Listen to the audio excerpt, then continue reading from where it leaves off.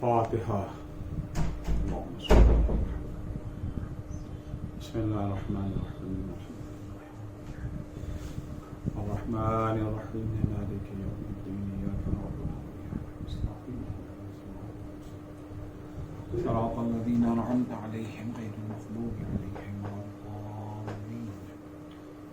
اللهم صل على محمد وآل محمد. لا حول ولا قوة إلا بالله العلي العظيم. أعوذ بالله من الشيطان اللعين الرجيم. بسم الله الرحمن الرحيم. الحمد لله والصلاة والسلام على رسول الله وعلى آله آل الله لا سيما بقية الله ولعنة الله على أعدائهم أعداء الله من يومنا هذا إلى لقاء الله. أما بعد فقد قال الله بسم الله الرحمن الرحيم. تبارك الذي بيده الملك وهو على كل شيء قدير. الذي خلق الموت والحياة ليبلوكم أيكم أحسن عملا وهو العزيز الغفور. درخواست ہے ایک سورہ فاتحہ کی برائے مرحومہ نرگس بانو اور مرحوم سلطان علی بھائی. اللہم صل علی محمد. بسم اللہ الرحمن الرحیم. الحمد للہ الرحمن مالک یوم الدین ایاک نعبد و ایاک نستعین اهدنا الصراط المستقیم صراط الذین غیر المغضوب علیہم ولا الضالین. اللهم صل على محمد.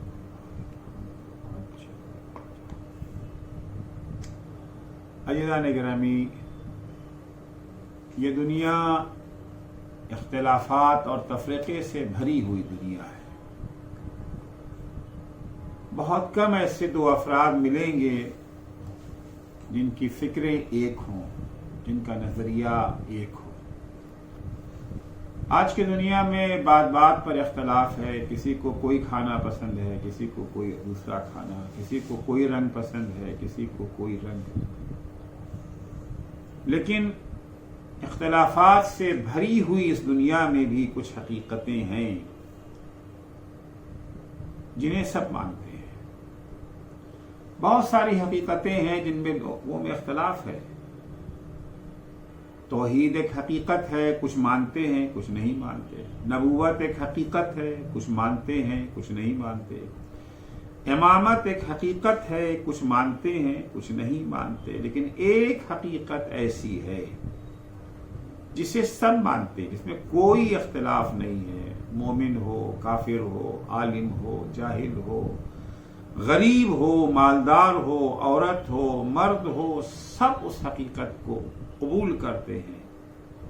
اس حقیقت کا نام موت ہے.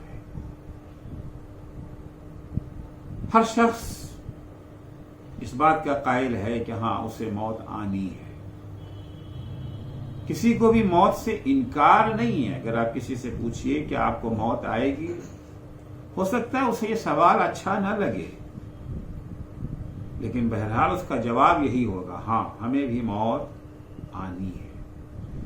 ہر انسان موت کا معترف ہے، ہر انسان موت کا قائل ہے. یہ اور بات ہے کہ اسے موت یاد نہیں رہ جاتی، بھول جاتا ہے کہ اسے مرنا ہے.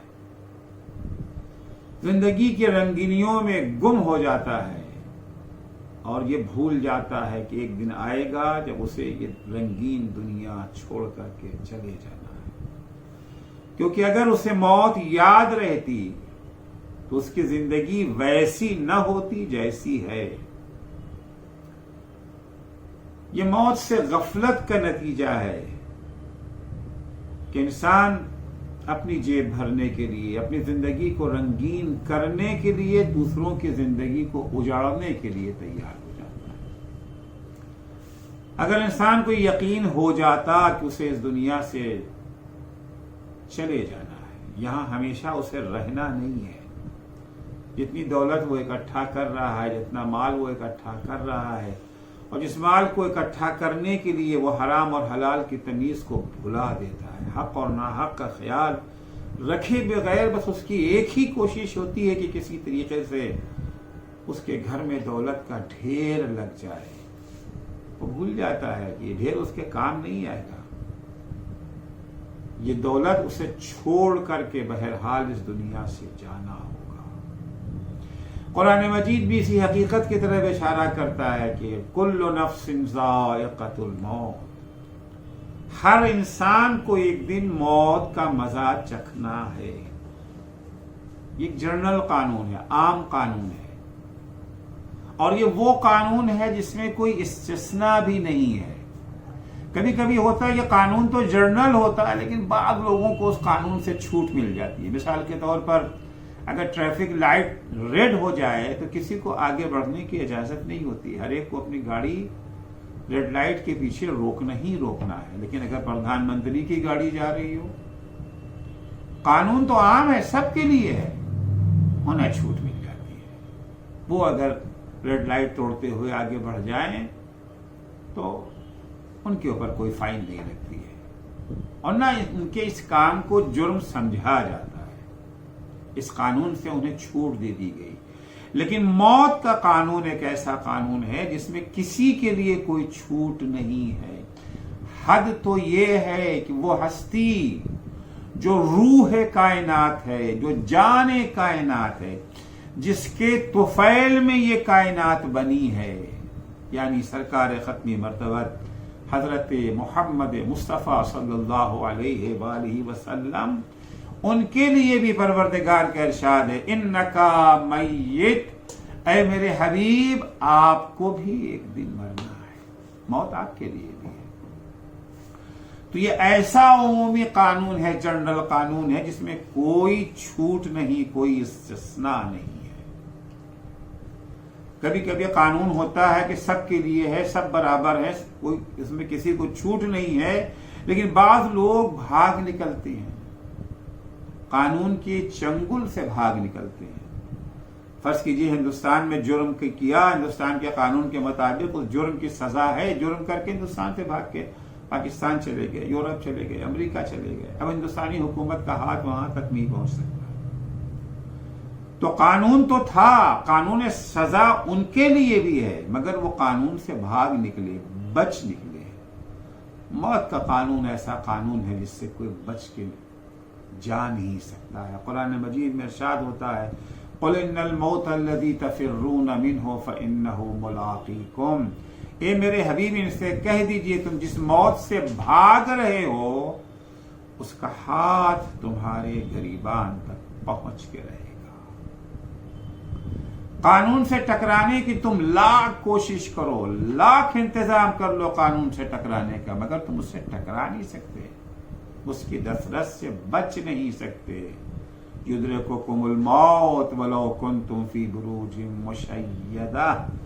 موت کا ہاتھ تمہارے گریبان تک پہنچ کے رہے گا، موت تم تک پہنچ کے رہے گی، چاہے تم اپنے لیے مضبوط ترین قلعہ بنا لو، ہمالیہ کے پہاڑی پر، ہمالیہ کی چوٹی پہ جا کر کے اپنا محل بنا لو، پالوشن فری انوائرمنٹ جہاں کے اوپر کسی قسم کی آلودگی نہیں پائی جاتی ہے، صاف ستھری ہوا، بہترین پانی، بہترین کھانا، ڈاکٹروں کی مضبوط ٹیم تیار کہ چھینک بھی آ جائے تو 10 اسپیشلسٹ ڈاکٹر دوڑ پڑے علاج کے لیے، مضبوط باڈی گارڈ، سارے انتظام کر لو. یدرککم الموت، اس کے باوجود موت تم تک پہنچے گی.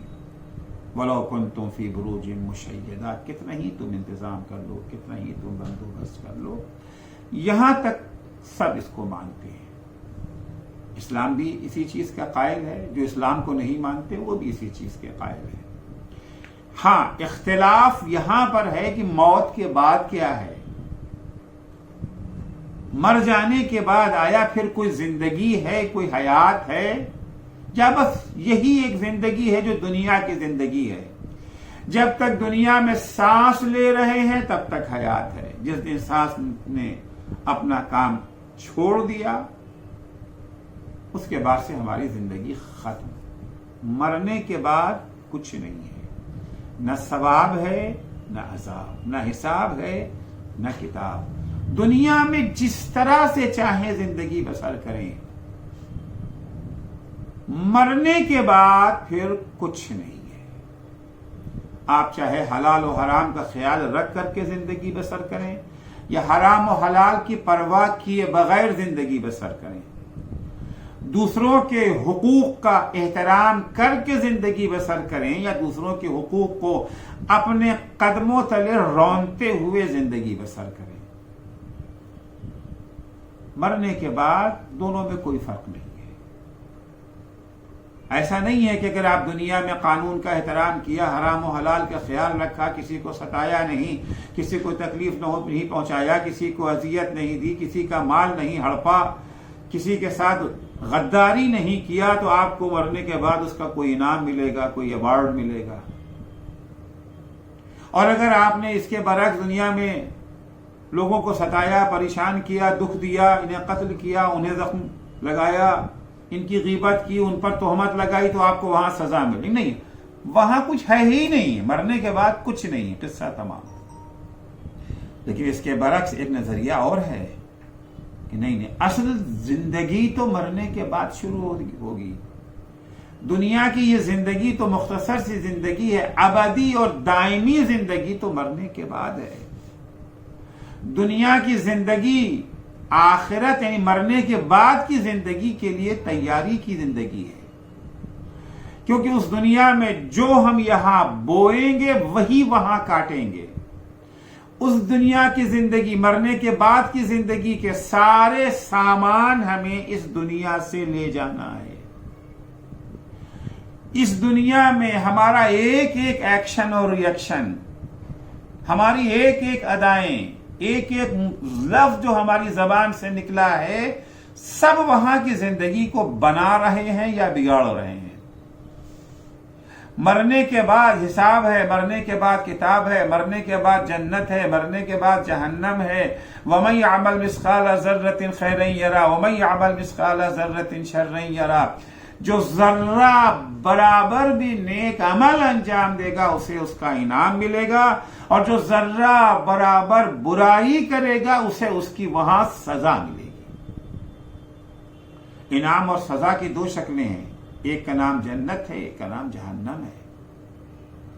अगर हमने दुनिया में अच्छे काम किए, अगर दुनिया में हमने अल्लाह के हुक्म के मुताबिक अपनी जिंदगी को ढाल दिया, अगर हमारी जिंदगी का एक एक लम्हा मर्जी परवरदिगार के मुताबिक सर्फ हो रहा है, अगर हमने यहां किसी को सताया नहीं, किसी को तकलीफ नहीं पहुंचाई, किसी को अजियत नहीं दी, किसी का हक नहीं मारा, ना अल्लाह का हक मारा, ना अल्लाह के बंदों का हक मारा, अल्लाह ने जिस चीज को वाजिब करार दिया था उसे वाजिब समझा, जिस चीज को अल्लाह ने हराम करार दिया था उसे हमने हराम समझा, नतीजे में उस दुनिया में उस जिंदगी, उस दुनिया की जिंदगी, आखिरत की जिंदगी, मरने के बाद की जो जिंदगी है वो हमारी ऐश व आराम की जिंदगी होगी। ऐसा ऐश व आराम जो कभी खत्म नहीं होने वाला।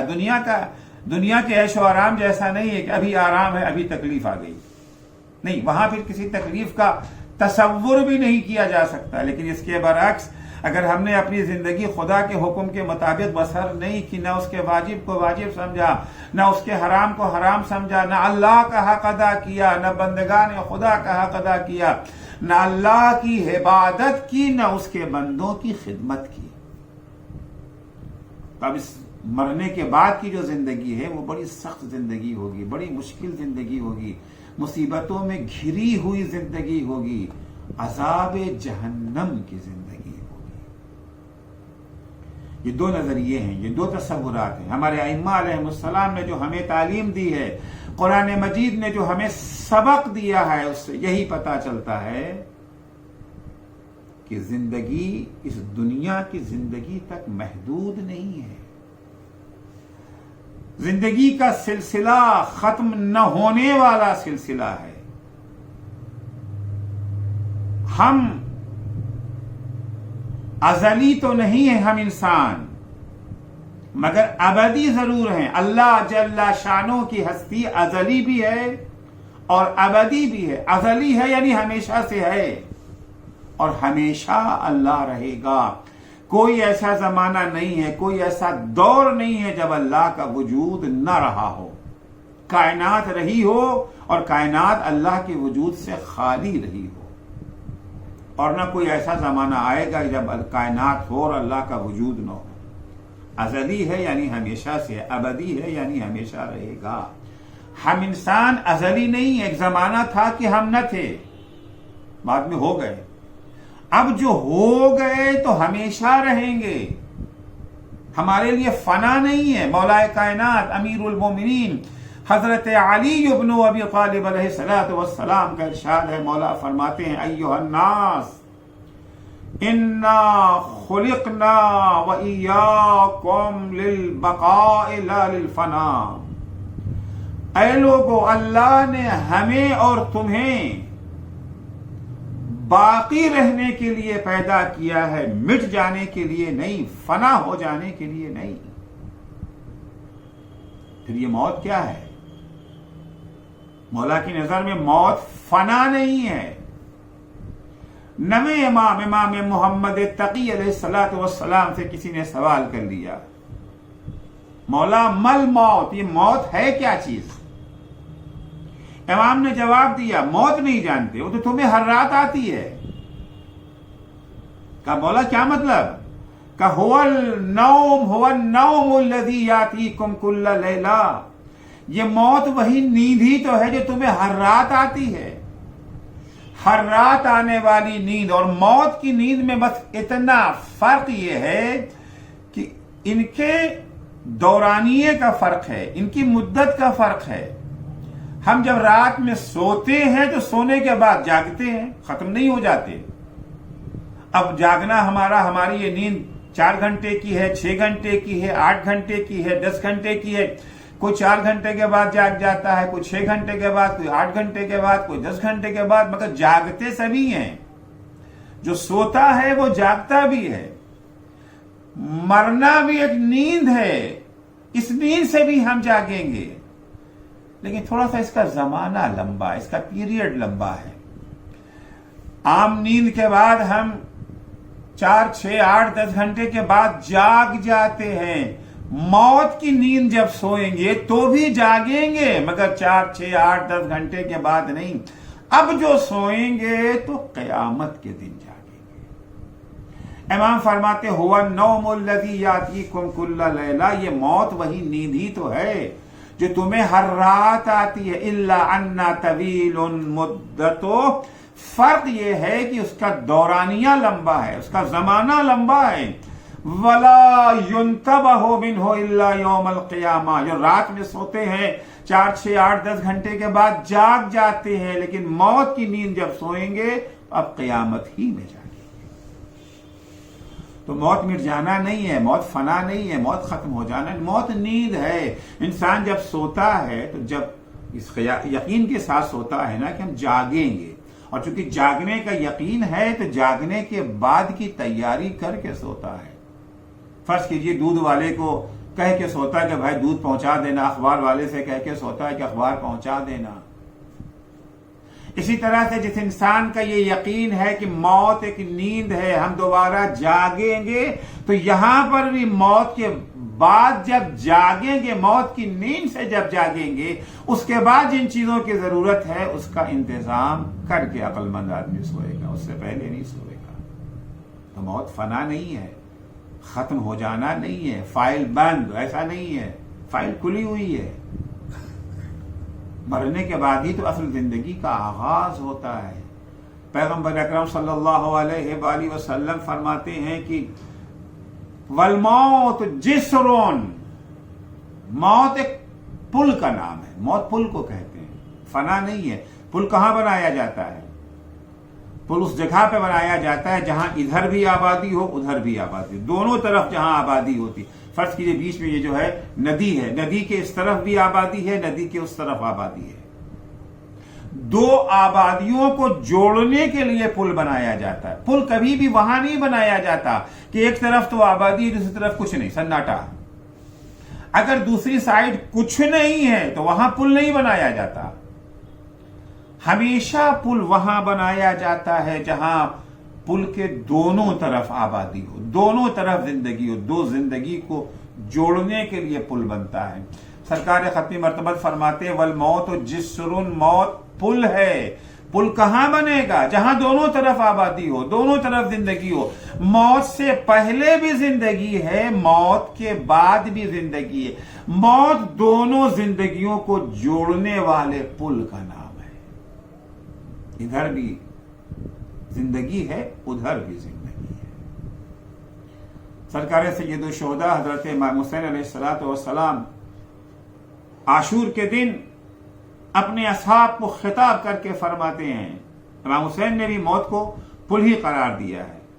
صبراً بنی الکرام ما الموت الا القنطرہ تعبر بكم عن البعوث والضراء الى الجنان الواسعة والنعيم الدائمة۔ اے فرزندان کرامت، گھبراؤ نہیں، ڈرو نہیں، ثابت قدم رہو، ڈٹے رہو میدان میں۔ کیا ہوگا؟ ٹھیک ہے کہ ہم بھوکے اور پیاسے ہیں، صحیح ہے کہ ہماری تعداد کم ہے، سینکڑوں گنا تعداد ان کی ہے، ان کے پاس 30,000 کا لشکر ہے، ہم صرف 72 ہیں، لیکن اس کے باوجود ہمیں ڈرنے کی ضرورت نہیں ہے، وہ ہم سے ہزاروں گنا زیادہ ہیں۔ کیا کر لیں گے؟ زیادہ سے زیادہ ہمارے بدن کو چھلنی ہی تو کریں گے، زیادہ سے زیادہ ہمیں مار ڈالیں گے، موت آ جائے گی ہمیں۔ موت ڈرنے کی چیز نہیں ہے۔ مل موت الا القنطرہ، موت تو ایک پل کا نام ہے۔ تعبر بكم عن البعوث والضراء الى الجنان الواسعة والنعيم الدائمة، یہ پل، موت کا پل تمہیں دنیا کی مشکلوں سے چھٹکارا دلا کر کے ہمیشہ باقی رہنے والی نعمتوں اور وسیع و عریض جنت میں تمہیں پہنچا دے گا۔ یہ پل امام حسین سبق دے رہے ہیں کہ موت ایسی چیز نہیں ہے جس سے ڈر کے، جس سے گھبرا کے انسان حق کا راستہ چھوڑ دے، جس کے خوف سے انسان حلال و حرام میں تمیز کرنا چھوڑ دے۔ اور کربلا میں بہت سارے افراد امام حسین کے مقابلے میں آئے تھے، کس لیے آئے تھے؟ موت سے ڈر کے آئے تھے نا۔ ابن زیاد نے انہیں دھمکیاں دی تھی، اگر تم کربلا نہ جاؤ گے تو تمہیں تہہ تیغ کر دیں گے، تمہارا قتل عام کر دیں گے، شام کی فوج آ رہی ہے تم اس کا مقابلہ نہیں کر سکتے۔ موت سے ڈر گئے تھے نا، ڈر کے آ گئے کربلا کے میدان میں۔ معلوم ہے کہ موت سے بچ تو نہیں سکتے ہو، مرنا تو ہے، اب یہ تمہیں اختیار ہے، چاہے شہادت کی موت اپناؤ یا ہلاکت کی موت اپناؤ۔ موت تو آنی ہی ہے، بس موت کا رنگ کیا ہوگا یہ تم خود انتخاب کر لو۔ سرخ موت شہادت کی موت اپنانا چاہتے ہو یا سیاہ موت ہلاکت کی موت اپنانا چاہتے ہو؟ تو موت مٹ جانا نہیں ہے، فنا ہو جانا نہیں ہے، قصہ تا موت پل ہے۔ البتہ حضور اکرم فرماتے ہیں یہ ایک پل نہیں ہے، دو پل ہے۔ موت دو پل ہے، ایک جنت کا پل ہے، ایک جہنم کا پل ہے۔ کسی کے لیے موت جنت کا پل ہے، کسی کے لیے موت جہنم کا پل ہے۔ حضور فرماتے ہیں والموت جسرون لہؤلاء الی نعیمہم ولہؤلاء الی جحیمہم، موت پل ہے، کچھ لوگوں کے لیے جنت کا پل ہے، کچھ لوگوں کے لیے جہنم کا پل ہے۔ جو جس پل پر جائے گا وہی پہنچے گا. اگر جنت کے پل پر گئے تو جنت تک پہنچیں گے، اگر جہنم کے پل پر آ گئے تو پھر جہنم ہی جانا پڑے گا. یہ نہیں ہو سکتا ہے کہ پل جہنم کا چنے اور پہنچ جائیں جنت. جنت تک رسائی اگر حاصل کرنا ہے تو جنت کے پل پر بھی جانا پڑے گا. اور ظاہر سی بات ہے کہ ہر پل کا اپنا ایک ٹول ہے. آزادی ہے، اختیار ہے، فریڈم ہے. جس پل پہ جانا چاہتے ہیں چلے جائیں. جنت کے پل پہ جانا چاہتے ہیں اس پر چلے جائیں، جہنم کے پل پہ جانا چاہتے ہیں اس پہ چلے جائیں. کوئی روک تھام نہیں ہے. آزادی ہے، کامل آزادی ہے. ہاں بس ایک کنڈیشن ہے، ایک شرط ہے. شرط کیا ہے؟ شرط یہ ہے کہ جنت کے پل پر اگر آنا ہے تو جنت کے پل والا ٹول آپ کو دینا پڑے گا.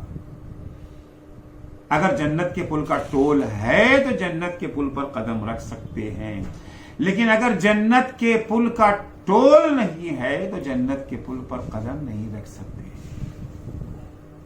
کیا ہے جنت کا ٹول؟ اور ظاہر سی بات ہے وہ ٹول یہیں سے لے کے جانا ہے.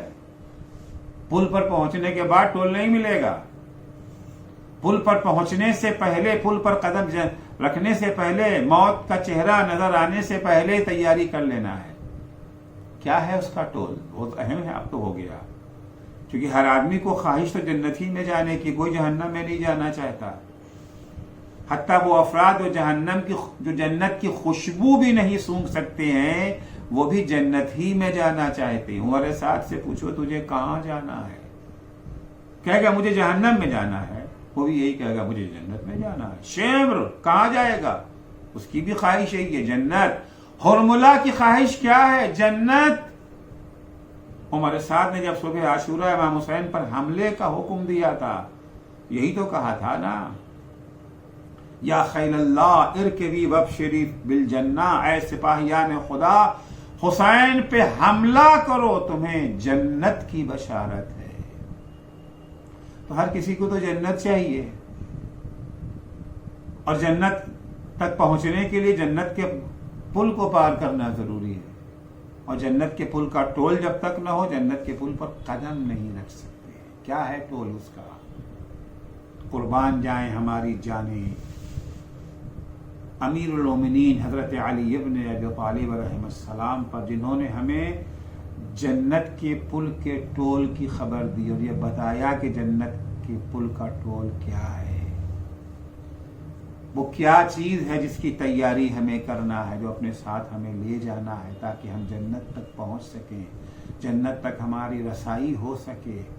مولا سے جب پوچھا گیا مولا مل استعداد للموت، موت کی تیاری کیسے کریں؟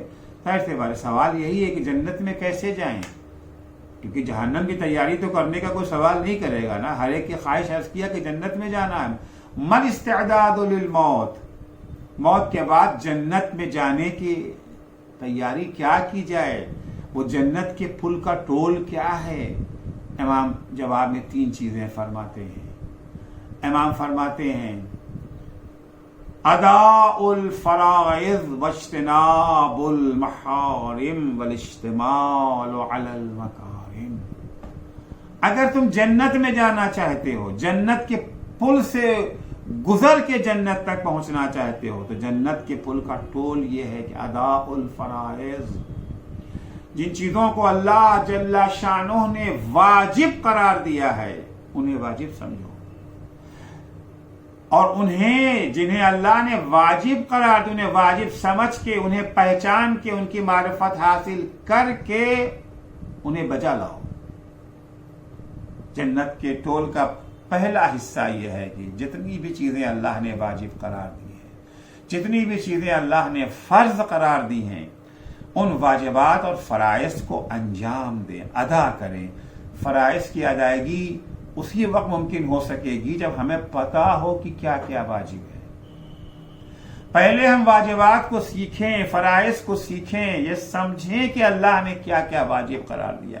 جب تک ہمیں یہ پتا ہی نہیں چلے گا کہ اللہ نے واجب کیا قرار دیا ہے، فرائض ہیں کیا، تو فرائض کو ہم ادا کیسے کریں گے؟ سب سے ضروری علم جو انسان کو جاننا ہے ہر چیز سے پہلے، یہ سیکھنا ہے کہ کیا کیا چیزیں اللہ نے ہم پر واجب قرار دی ہیں، کیا کیا چیزیں اللہ نے ہمارے لیے حرام قرار دی ہیں۔ افسوس یہ ہے کہ ہماری اکثریت کو نہ واجبات کا پوری طرح سے پتہ ہے اور نہ حرام کیا کیا ہے اس کا پتہ ہے۔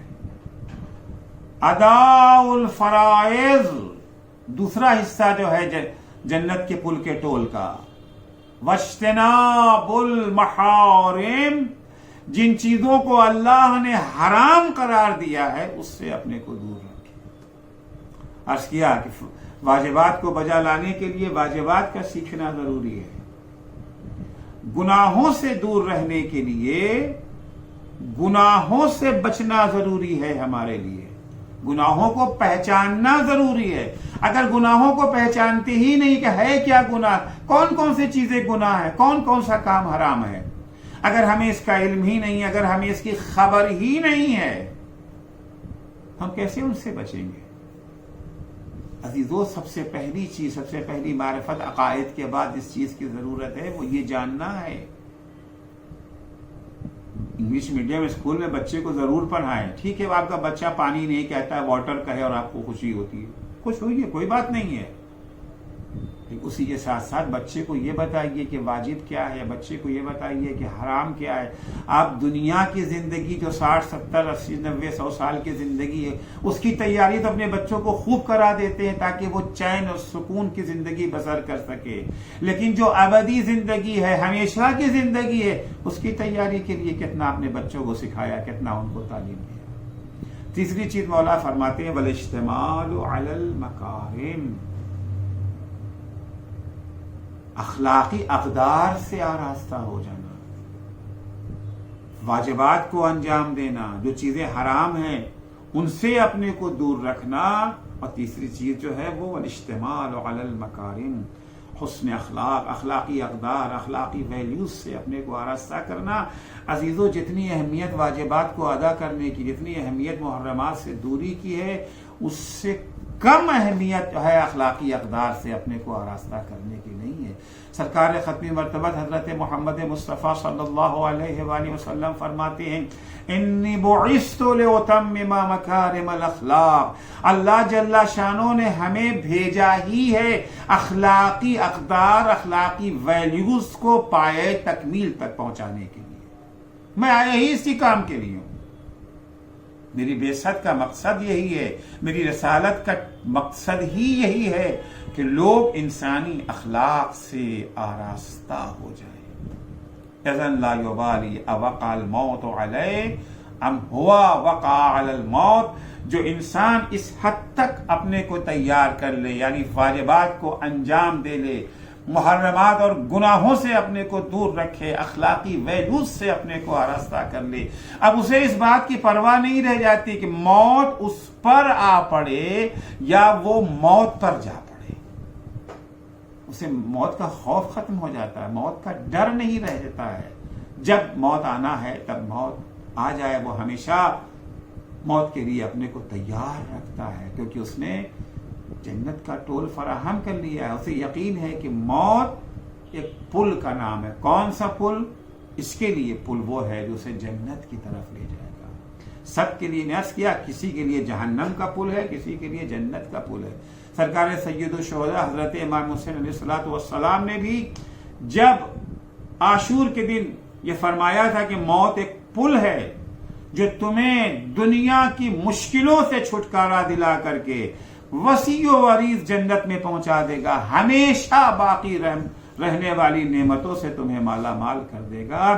وہ امام نے فرمایا تھا یہ سب کے لیے نہیں ہے، وما لعاد، البتہ امام نے یہاں پہ ایک سوال ان سے کیا تھا، ایکم یکرہ ان ینتقل من السجن الی القصر، اب تم میں سے کون ایسا ہے جسے قید خانے سے نکال کے اگر اسے محل میں لے جایا جائے تو اسے قید خانے سے نکل کے محل میں جانا پسند نہ ہو، کیونکہ موت تمہارے لیے، تم کون؟ تم جو دین حق کی حمایت کے لیے کربلا میں ولی خدا کے ہمراہ آئے ہو، ان کے لیے تمہارے لیے موت ایک پل ہے جو تمہیں مشکلوں سے چھٹکارا دلا کر کے جنت میں داخل کر رہا ہے، یعنی قید خانے سے نکال کر کے محل میں پہنچا رہا ہے۔ सकते। कौन ऐसा शख्स है जिसे कैद खाने से निकल के महल में जाना पसंद न हो। वमा लिअअदाइकुम इल्ला कमई युंतकलु मिनल क़स्र इला सिजन। ये मौत तुम्हारे लिए कैद खाने से निकल करके महल में जाना है, लेकिन तुम्हारे दुश्मनों के लिए, जिन्होंने वाजिबात को अंजाम नहीं दिया है, जो गुनाहों में सरतापा गर्क हैं, जो अखलाक इस्लामी से, अखलाकी वैल्यूज से कोसों दूर हैं, उनके लिए मौत महल से निकाल के कैद खाने में ले जाना है। तो जिन लोगों ने अपने वाजिबात को अंजाम दे दिया है, जिन लोगों ने अपने को मुहर्रमात से दूर रखा है, जिन लोगों ने अपने को अखलाकी अक़दार से आरास्ता कर रखा है, उन्हें मौत की परवाह नहीं रह जाती। चुनांचे मौलाए कायनात हज़रत अली इब्न अबी तालिब अलैहिस्सलातु वस्सलाम का मशहूर कौल है कि लब्नु अबी तालिब आनसु बिल मौत मिन तिफ़्ल बिसदी उम्मे। जितना बच्चा अपने माँ के सीने से मानूस होता है, उससे ज्यादा अबू तालिब का लाल अली मौत से मानूस है। ला उबाली अवक़अल मौत अलैया अम वक़अतु अलल मौत। मुझे इस बात की परवाह नहीं है, मुझे इस बात की फिक्र नहीं है कि मौत मुझ पर आ पड़े या मैं मौत पर जा पड़ूं। ये सिर्फ अमीरुल मोमिनीन ही का कौल नहीं है। अगर अली अव्वल ने ये जुमला कहा है तो अली सानी से भी हमें यही जुमला सुनाई दे रहा है। जिस वक्त इमाम हुसैन का काफिला करबला की तरफ जा रहा था, अचानक इमाम हुसैन की जबान पर यह जुमला आता है, इन्ना लिल्लाह व इन्ना इलैहि राजिऊन। जैसे ही यह आवाज जनाब अली अकबर के कानों में पहुंची, बाबा से उन्होंने ये जुमला सुना, ये आयत सुनी, आये इस्तिरजा सुनी। बाबा से सवाल किया कि बाबा अवलसना अलल हक, बाबा क्या हम हक पर नहीं हैं? यानी क्या हमने फराइज की अदायगी में कोई कोताही की है? क्या हमने मुहर्रमात से दूरी नहीं इख्तियार की है? क्या हम अखलाकी अक़दार से आरास्ता नहीं हैं? इमाम जवाब देते, क्यों नहीं बेटा, क्यों नहीं, हम हक पर हैं, हम हक पर हैं।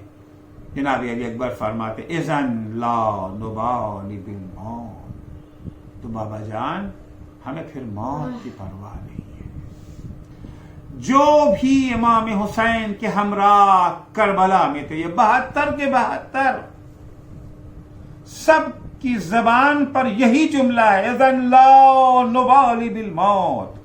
हमें मौत की परवाह नहीं है। इनमें से हर एक मौत के इस्तक़बाल के लिए आगे बढ़ रहा है, मौत का शायक है। शब आशूर जब इमाम हुसैन अलैहिस्सलाम ने फहरिस्त शुहदा बयान की थी, एक नाम रह गया था, वो नाम भी 13 साल के बच्चे का नाम था। 13 साल का बच्चा कासिम इब्न हसन उठ खड़ा होता है, चाचा जान और मैं, क्या मेरा नाम फहरिस्त शुहदा में नहीं है? इमाम हुसैन हाँ या ना में जवाब दे सकते थे, लेकिन यह हाँ या ना का जवाब जनाब कासिम की अजमत को उजागर नहीं कर सकता था। इमाम हुसैन ने जनाब कासिम से सवाल किया कि मेरे लाल कासिम, ये बताओ तुम्हारी निगाहों में मौत है कैसी? क्या मारिफत भरा जवाब जनाब कासिम देते हैं, चचा जान अल यौम, हर मौत नहीं, अल यौम, आज की मौत, यानी वो मौत जो दीन खुदा की हिमायत में वली खुदा की नुसरत करते हुए जो मौत आ जाए, अल यौम अहला मिन अल असल, आज ये मौत मेरी निगाह में शहद से ज्यादा शीरी है। कितनी मारिफत भरा जुमला है जनाब कासिम का। ये जवाब सुनने के बाद इमाम हुसैन फरमाते हैं, मेरे लाल कासिम, हाँ कल तुम भी शहीद किए जाओगे, तुम ही नहीं, तुम्हारा छोटा भैया अली असगर भी कल शहीद किया जाएगा। इमाम हुसैन के ज़बानी जुमला सुनकर जनाब कासिम तड़प गए, चचा जान अली असगर, چچا جان میں تو اپنے قدموں سے میدان میں جاؤں گا، میرا بھیا تو اس قابل نہیں ہے، وہ کیسے شہید ہوگا؟ چچا جان کہیں ایسا تو نہیں ہے کہ اشقیاء خیمے میں گھس آئیں گے؟ امام حسین فرماتے نہیں میرے لال، میں تمہارے بھائی کو پانی پلانے کے لیے لے جاؤں گا، لیکن اشقیاء پانی کے بجائے تیرے سے شعبہ سے جواب دیں گے۔ جی چاہتا ہے جناب قاسم کی خدمت میں عرض کروں، اے بنی ہاشم کے غیرت دار نوجوان، اس پہ ہزاروں سلام، تیری غیرت کو ہزاروں سلام۔ قاسم تم تصور کر کے تڑپ گئے کہ کہیں اشقیاء خیمے میں تو نہ گھس آئیں گے؟ ہمارا سلام ہو صبر سید سجاد پر، صبر سید سجاد کو ہمارا لاکھوں سلام۔ کیسے سید سجاد نے برداشت کیا ہوگا؟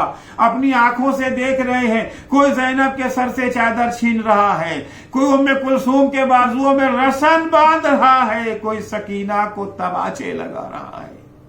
اجرکم اللہ، جتنے بھی کربلا کے میدان میں ہیں سب اپنے کو قربان کرنے کے لیے تیار ہیں، اور وہ خواتین جن کے لیے اپنی قربانی دینا ممکن نہیں ہے، جن پر سے جہاد ساقط ہے، وہ اپنی گود کے پالوں کو، اپنے نونہالوں کو تیار کر رہی ہیں قربانی کے لیے۔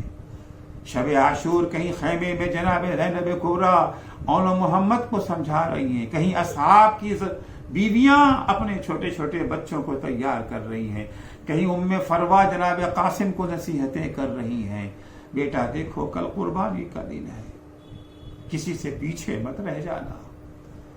عزیزو صبح عاشور نمودار ہوئی ہے۔ امام حسین نے کسی بھی شہید کو آسانی سے اجازت نہ دی۔ ہر کربلا کے شہداء کی یہ تہذیب تھی کہ وہ میدان میں جانے سے پہلے امام حسین سے اجازت لیے بغیر میدان میں نہیں جاتے تھے۔ جذبات سے مغلوب ہو کر کے کوئی میدان میں نہ گیا جب تک امام نے اجازت نہ دی۔ جذبات اپنی جگہ پر ہیں، امام وقت کی اطاعت اپنی جگہ پر ہے۔ بار بار آتے تھے، شوق شہادت ہے، قربانی کا جذبہ ہے، مگر امام کی اجازت کے بغیر ایک قدم نہیں اٹھا سکتے۔ اللہ اکبر، کیا درجہ ہے، کیا رتبہ ہے، کیا مرتبہ ہے کربلا کے شہیدوں کا۔ امام حسین نے بھی کسی شہید کو آسانی سے اجازت نہ دی ہے۔ اون محمد کو کیا آپ سمجھتے ہیں کہ آسانی سے اجازت مل گئی؟ اون محمد کئی دفعہ امام حسین کے پاس ہے مگر آپ نے اجازت نہ دی۔ ایک دفعہ جب جناب زینب کی نظر پڑی اپنے شہزادوں پر، دیکھا کہ دونوں صحیح و سالم کھڑے ہوئے ہیں، بچوں کو بلایا، کہا میرے لال ماں کی نصیحت بھول گئے؟ تمہیں رات میں ماں نے کیا سکھایا تھا؟ تمہیں کس بات کا انتظار ہے؟ کیا جب قاسم کا لاشا اپنی آنکھوں سے دیکھ لو گے تب میدان میں جاؤ گے؟ جب علی اکبر کا جنازہ اٹھ لے گا تب میدان میں جاؤ گے؟ اور محمد کہتے نہیں مادر گرامی ایسا نہیں، ہم تو جانا چاہتے ہیں مگر کیا کریں مامو جان ہمیں اجازت نہیں دیتے ہیں۔ اماں ہاں اگر آپ چاہیں تو ہمیں اجازت مل سکتی ہے، اگر آپ سفارش کر دیں تو مامو جان آپ کی سفارش کو ہرگز نہیں ٹالیں گے۔ ہم نے یہی دیکھا کہ مامو جان آپ کی کوئی بات رد نہیں کرتے ہیں۔ بس یہ سننا تھا۔ جناب زینب نے دونوں بچوں کا ہاتھ پکڑا، بھائی کے سامنے آ کے کھڑی ہو گئی۔ حسین نے دیکھا بہن آئی ہے، پوچھا بہن زینب کیسے آنا ہوا؟ جناب زینب فرماتی ہے بھیا پہلے میرے ایک سوال کا جواب دے دیجئے، بھیا یہ بتائیے کہ آج تک اس بہن نے آپ سے کچھ مانگا ہے؟ نہیں بہن تم نے آج تک مجھ سے کچھ نہیں مانگا۔ تو بھیا آج یہ بہن آپ سے کچھ مانگنا چاہتی ہے، بھیا انکار نہ کیجئے گا۔ بولو بہن کیا چاہیے تمہیں؟ جناب زینب کہتی ہے بھیا میرے بچوں کو میدان میں جانے کی اجازت دے دیجئے۔ بہن نے مانگا ابھی تو کیا مانگا؟ تب جا کر کے حسین نے انہوں محمد کو اجازت دی ہے۔ کیا جناب قاسم کو فوراً اجازت مل گئی؟ مقتل کربلا تو یہی بتاتا ہے کہ جناب قاسم کبھی امام حسین کے ہاتھوں کو چومتے تھے، کبھی پیروں کا بوسہ دیتے تھے، چچا جان مجھے اجازت دے دیجئے، مگر حسین اجازت دینے کو تیار نہیں ہوتے ہیں۔ جب تک قاسم بابا کا وصیت نامہ لے کر کے نہ آئے تب تک قاسم کو اجازت نہ ملی۔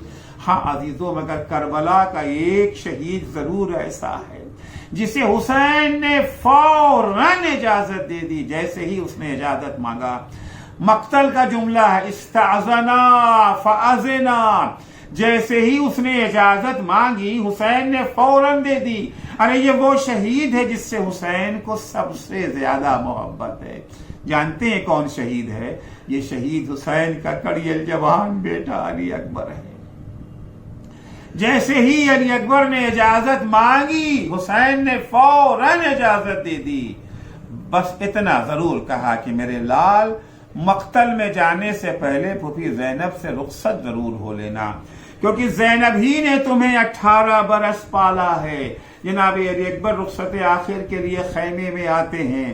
جیسے ہی بیویوں کو پتا چلا کہ علی اکبر بھی میدان میں جا رہے ہیں، بیویاں اپنے خیموں سے نکل کے علی اکبر کے خیمے میں آ گئیں۔ ہر طرف سے ایک ہی آواز آ رہی تھی، یا علی ارحم علی غربتنا، اے علی اکبر کچھ تو ہماری بے کسی پہ رحم کھاؤ۔ جناب علی اکبر کہتے ہیں، بیویوں آپ کو اپنی بے کسی کا احساس، ہائے میرا بابا بھی تو یکا تنہا رہ گیا۔ بیویوں نے کہا، جاؤ علی اکبر خدا حافظ۔ یہ آواز جیسے ہی زینب کبریٰ کے کانوں میں پہنچی، جناب زینب آئی، کیا کہا میرے لال، مرنے جا رہے ہو؟ کیا پھوپھی نے تمہیں 18 برس اسی دن کے لیے پالا تھا؟ علی اکبر کہتے، پھوپھی اماں اگر آپ منع کر دیں گی تو میں ہرگز میدان میں نہ جاؤں گا، لیکن پھوپھی اماں ایک بات یاد رکھیے، کل جب میدان محشر میں دادی فاطمہ آپ سے پوچھیں گی، زینب یہ بتا تجھے حسین زیادہ عزیز تھا یا علی اکبر، تو دادی کو کیا جواب دیجیے گا؟ یہ سن کے جناب زینب کہتی، جاؤ علی اکبر خدا حافظ۔ ارے ماں جائے پر سے 1000 علی اکبر قربان۔ علی اکبر اب نکلنا چاہتے ہیں خیمے سے، بیویاں علی اکبر سے کہتی ہیں، علی اکبر جاتے جاتے ہماری آخری خواہش پوری کر دو، ہم حلقہ بنا کے کھڑے ہو جاتے ہیں، تم ہمارے درمیان سے گزر جاؤ۔ عزیزو، علی اکبر بیویوں کے درمیان سے اس طرح سے گزرے جیسے کسی بھرے گھر سے کسی جوان کا جنازہ اٹھتا ہو۔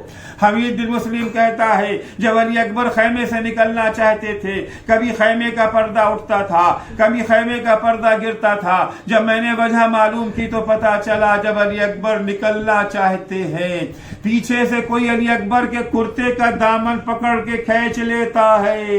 اے عزیزو، یہ کون ہے جو علی اکبر کے کرتے کا دامن پکڑ رہا ہے؟ بیویاں اجازت دے چکی، زینب تو رخصت کر چکی۔ ارے اگر کوئی بڑا ہوتا تو علی اکبر کے شانوں کو پکڑتا، کہیں ایسا تو نہیں ہے جب علی اکبر نکلنا چاہتے ہیں چھوٹی بہن سکینہ آگے بڑھ کے علی اکبر کے کرتے کا دامن پکڑ کے کھینچ لیتی ہے، اے بھیا علی اکبر، بہن کو کس کے سہارے چھوڑے جا رہے ہو؟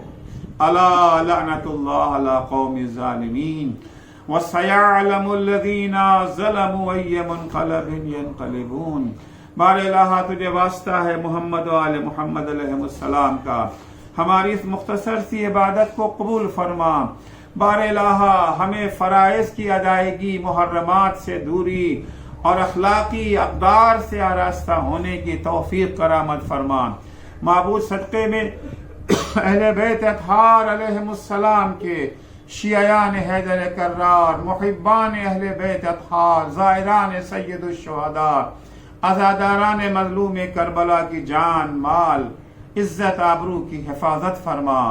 مراجع کرام اور رہبر معظم انقلاب اسلامی کی حفاظت فرما۔